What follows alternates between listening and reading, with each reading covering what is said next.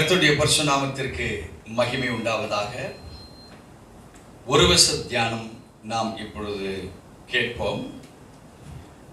மத்தேயு எழுதின சுவிசேஷ அதிகாரம் 9 வசனம் 2, பக்கம் புதிய ஏற்பாட்டிலே 12வது பக்கம். வேதம் சொல்லுகிறது, அங்கே படுக்கையிலே கிடந்த ஒரு திமிர்வாதக்காரனை அவரிடத்தில் கொண்டு வந்தார்கள்.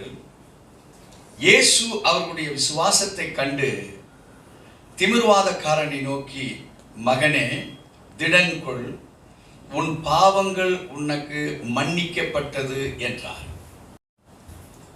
அருமையான தேவச்சனம், இங்க ஒரு மிக முக்கியமான ஒரு வார்த்தை தான் இயேசு கிறிஸ்து பார்க்கிறார். அது என்ன வார்த்தை? இயேசு அவர்களுடைய விசுவாசத்தை கண்டு. இங்க தேவன் ஒரு பர்டிகுலரா ஒரு விசுவாசிக்கு எது பிரதானம் என்பதை இங்கே ஒரு டெஸ்டிமோனி, ஒரு சாட்சியாக எடுத்து சொல்லுகிற ஒரு அனுபவத்தை நாம் பார்க்கிறோம். விசுவாசம் எப்படி? இப்ப யார்ட்டையாவது ஒரு மனுஷனை கூப்பிட்டு, பிரதர், இவர் ரொம்ப விசுவாசம் உள்ள ஒரு தேவ மனுஷன் பிரதர் அப்படின்னு சொல்றீங்க. அவன் முகத்தை பார்க்குறீங்க, உடலை பார்க்குறீங்க. விசுவாசம்னு அவன்கிட்ட எந்த விதமான அடையாளம் இருக்குமான்னு பார்த்தா அது தெரியாது வெளியே. விசுவாசம் எப்படி? ஒரு அடிக்கிற காற்றை போல. காத்து கண்ணால பார்க்க முடியுமா? முடியாது. ஆனா காற்று அடிக்கிற பொழுது ஒரு தூசியோ ஒரு பேப்பரோ அந்த காத்துல அப்படி அடிச்சுக்கிட்டு வந்தா, எப்ப பயங்கரமா காத்து அடிக்குதுப்பா, பேப்பர்லாம் எப்படி தூக்கிட்டு வருது பாரு. காற்றை பார்க்க முடியாது, காற்றினுடைய ஆக்ஷன்ஸை பார்க்க முடியும். ஜீசஸ் இங்க எதை வலியுறுத்தி சொல்றாரு? இயேசு அவருடைய விசுவாசத்தை கண்டு. ஒரு திமிர்வாதக்காரன் அவன் படுக்கையில போட்டு 4 ஃப்ரெண்ட்ஸ் அவனை தூக்கிட்டு வராங்க. வாசல் வழியா உள்ள போகலான்னா கிரவுட், ஏக்கச்சக்க கிரவுட் உள்ள. வாசல் வழியா தூக்கிட்டு போக முடியாது. இப்போ அவங்க வீட்டுல மேல ஒரு கூரையை திறப்பாக்கி என்று போடப்பட்டிருக்கு. யூதர்களுடைய வீடு பார்த்தீங்கன்னா எத்தனை ரூம்ஸ் இருந்தாலும் ஒரு ரூம்ல டாப்ப அப்படி தூக்கி திருப்புற மாதிரி ஒரு அமைப்பு பண்ணி வச்சிருப்பாங்க. ஏதாவது ஒரு ஆபத்து வந்தது அந்த நேரத்தில் அந்த டாப் அவங்களே வீட்டு உள்ள இருந்து அதை திறந்துட்டு மக்கள் வெளியே வந்துடுறதுக்காக ஒரு பாதுகாப்பு. இப்போ உள்ள அழைச்சிட்டு வந்தவங்க எல்லாம் யாரு போய் இருக்கணும்? இந்த யூதருடைய வம்ச முறைகளை, கலாச்சாரத்தை, வீடு கட்டுற சிஸ்டத்தை தெரிந்தவர்களா இருக்கணும். அப்ப வந்த 4 பேருமே யூதர்கள். அந்த கட்டல்ல ஒருத்தனை தூக்கி போட்டு கொண்டு வராங்க, அவனும் யூதன். கிறிஸ்து ஒரு யூத குலத்துல பிறந்திருக்கிறாரு. இப்போ இந்த 4 பேர் இவனை ஒரு கட்டல்ல தூக்கிட்டு போய் இதை திறப்பாக்கி உள்ள இறக்குறதை இயேசு கிறிஸ்து பார்க்கிறார். ஏன் அவர் இயேசு அவருடைய விசுவாசத்தை கண்டு ஏன் இந்த வார்த்தை கொடுத்திருக்கு? அவர் ரட்சகர் என்பதை அநேகருக்கு தெளிவுபடுத்தும்படியாக அந்த யூத ராஜசிங்கமாய் அதே கலாச்சாரம் உள்ள அந்த வம்சத்துல பிறக்கிறாரு. அநேகர் அவரை ஏற்றுக்கொள்ளவில்லை. அப்ப ஏற்றுக்கொள்ளாதவன் விசுவாசம் இல்லாதவன். ஏற்றுக்கொண்டவர்களில் விசுவாசத்தை பிரதிபலிக்கிறவர்களை தேவன் ரொம்ப விரும்புகிறார். இப்ப நீங்களும் நானும் அவரை ஏற்றுக்கொண்டிருக்கிறோம். அவரை நாம் எவ்வளவாய் பிரதிபலிக்கிறோம்? நம்ம விசுவாசத்துக்குள்ளவர்கள். நம்ம மேல இருக்க விசுவாசத்தை கண்டுபிடிக்க முடியாது, ஆனா நமக்குள் இருக்கக்கூடிய கிரியைகளை தேவனால் கண்டுபிடிக்க முடியும். விசுவாசிக்கிறீங்களா? நமக்குள் விசுவாசம் இங்க இருக்கிறீங்க, இத்தனை பேர் இருக்கீங்க. உங்க விசுவாசத்தை எப்படின்னு பார்க்க முடியும்? நீங்கள் செய்கிற கிரியைகளினாலே பார்க்க முடியும். ஒரு ஏர்ல அடிச்சுட்டு வருகிற பேப்பர், தூசி இவைகளை போல அங்கே காற்றை காண முடியவில்லை.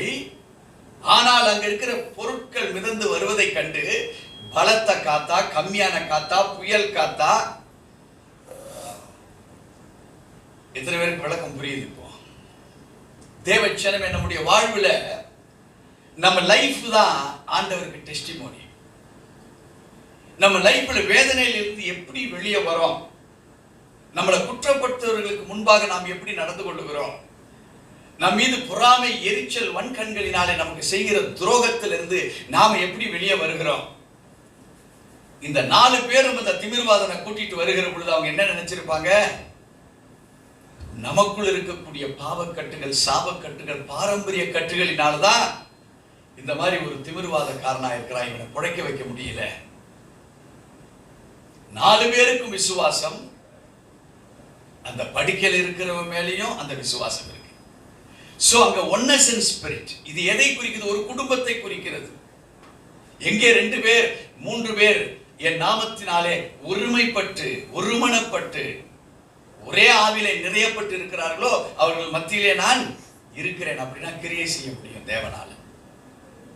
இன்னைக்கு டோட்டல் ஃபேமிலிகள் இன்னைக்கு பாழ்படிக்கப்படுகிறது. கணவன் மனைவி உறவுகள்ல பாழ்படிக்கப்படுகிற அனுபவங்கள், நண்பர்களுக்குள்ள ஒற்றுமை கிடையாது. காரணம் என்னன்னா, ஒரு மனதின் ஆவியாகிய அந்த விசுவாசம் தேவன் மேல் வைத்திருந்தா இவங்க 4 பேருக்கு இல்லையோ, 6 பேருக்கு இல்லையோ, 2 பேருக்கு இல்லையோ, அல்லது ஒரு நிறுவனத்துக்குள்ளேயோ குழப்பங்கள் இருக்காது. கிறிஸ்து இயேசு பார்த்தது ஒன்றே ஒன்றுதான்.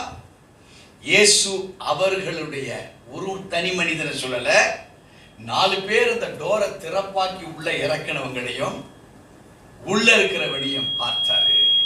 அப்ப ஆண்டவர் சொல்லுகிறார், திடன்கொள், உன் பாவங்கள் உனக்கு மன்னிக்கப்பட்டது என்றார். அருமையான தேவ ஜனமே, உன் விசுவாசத்தை நீ தேவனிடத்தில் கிரியைகளினாலே நீ காண்பிக்கக்கூடிய ஒரு கிறிஸ்துவின் விசுவாசியாய், நீ உண்மையான விசுவாசியாய் இருப்பாயானால் இன்றைக்கு எழுதி வைத்துக் கொள்ளுங்க, உங்களை சாட்சியா ஒரு காற்றில் அடித்து வருகிற ஒரு பேப்பரை போலவோ உங்களை சாட்சியாய் வெளியே கொண்டு வருவார்.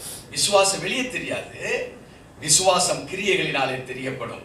யாக்கோபு 2ஆம் அதிகாரத்தினுடைய 17வது வசனம் இப்படி சொல்லுகிறது, அப்படியே விசுவாசமும் கிரியைகளில் இல்லாதிருந்தால் தன்னிலே தானே செத்ததாய் இருக்கும். இப்போ விசுவாசம் இல்லாத ஒரு குடும்பம், ஆண்டவருக்கு சாட்சியா இல்லாத ஒரு குடும்பம், எழுதி வச்சுங்க, உருப்படவே உருப்படாது. வேதம் சொல்லுது, அந்த கிரியை இல்லாத விசுவாசம் உள்ள குடும்பம் தேவனுக்கு முன்பாக செத்ததாக இருக்குமா. It will never flourish. It will never grow in anointing. அது விஸ்தரிக்கப்பட மாட்டாததா இருக்கும். அது தேவனுடைய பிரசன்னத்தினாலே நிரப்பப்படாதவைகளாக இருக்கும் என்று வேதம் சொல்லுகிறது. ஆகவே தேவ ஜனமே, இந்த யூடியூப்ல பார்க்கிறவங்க யாரா இருந்தாலும் சரி, faith cannot be seen, but the result can be seen.